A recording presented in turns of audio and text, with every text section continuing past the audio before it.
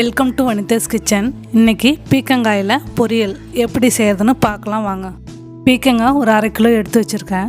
பீக்கங்காயில் நார் சத்து இருக்குது. இந்த பீக்கங்காய் நம்ம அதிகமாக இருந்தாலும் இல்லை நமக்கு கம்மியாக விலை கிடைச்சாலும் நம்ம இதுமாரி அதிகமாக வாங்கி பொரியல் செஞ்சு நம்ம சாப்பிட்லாம்.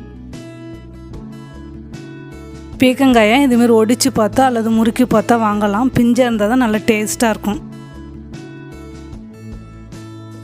இந்த காயை நல்லா கழுவிட்டு மேலே இருக்க தோலை லைட்டாக எடுத்துடலாம். இந்த தோலை எடுத்து துவையெல்லாம் அரைச்சிக்கலாம். துவையல் அரைக்காதவங்க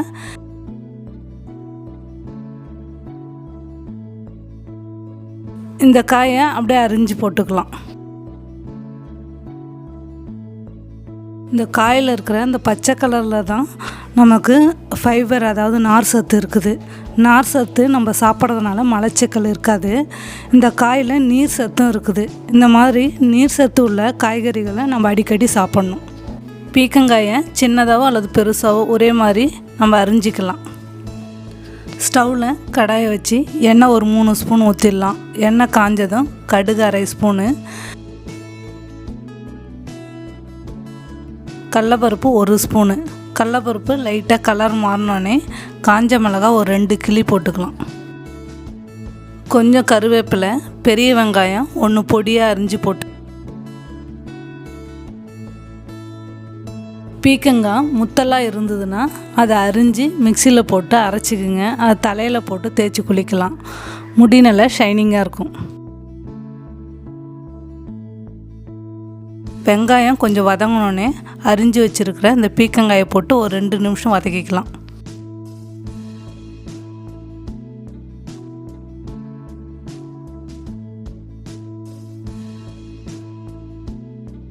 இதிலே மஞ்சள் தூள் ஒரு 1/2 ஸ்பூனு, தேவையான அளவுக்கு உப்பு போட்டு நல்லா மிக்ஸ் பண்ணிக்கலாம்.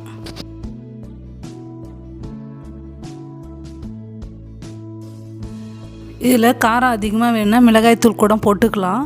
ஆனால் அந்த மிளகாய்த்தூள் போட்டால் அது வேறு மாதிரி டேஸ்ட் இருக்கும். இந்த மிளகாய் மட்டும் போட்டிங்கன்னா இது வேறு மாதிரி டேஸ்ட் இருக்கும். நான் வரமிளகாய் தான் போட்டிருக்கேன். வரமிளகாய்க்கு பதிலாக பச்சை மிளகாய் கூட போட்டுக்கலாம்.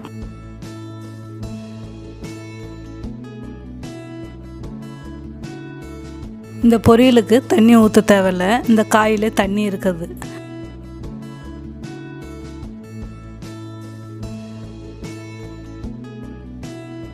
ஒரு 2 நிமிஷம் அப்படியே வேகட்டும். ஸ்டவ்வை வந்து மீடியம் ஃப்ளேமில் வச்சுட்டு அப்பப்போ கிண்டி விட்டுக்கலாம்.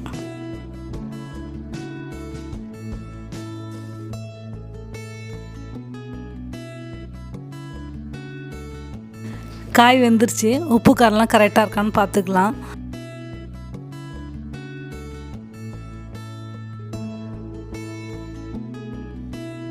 கால் மூடி தேங்காய் எடுத்து வச்சுருக்கேன். அதை துருவி இந்த பொரியல்லே போட்டு நல்லா மிக்ஸ் பண்ணிக்கலாம்.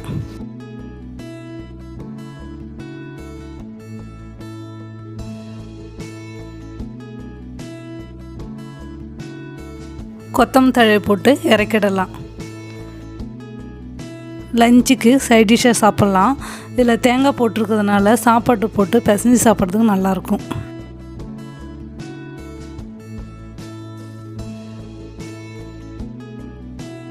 பீக்கங்காய் பொரியல் ரெடி ஆகிடுச்சு. நீங்களும் இந்த மெத்தடில் செய்து பாருங்கள்.